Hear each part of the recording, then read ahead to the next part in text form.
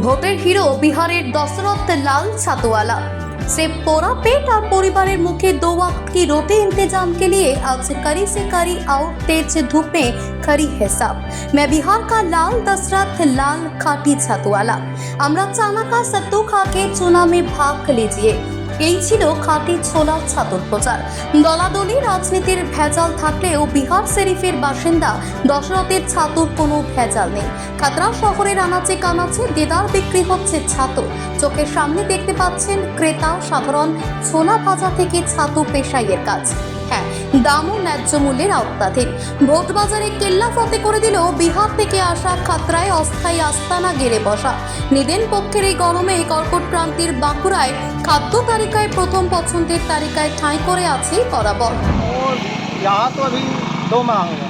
ও আর আপনার বাড়ি बिहार আর এই ব্যবসাটা কীরকম আপনার পেট চলে সংসার কীভাবে চলে? ठीक चल रहा है। আর এটা পার্টি পছন্দ করছে? हाँ, अच्छा फसल कर रहा है। এখন কতদিন থাকবে না? अभी देखिए जब तक से चलेगा सीजन तब तक से थाकेगा नहीं तो फिर কত কিলো নিচ্ছেন? 120 টাকা।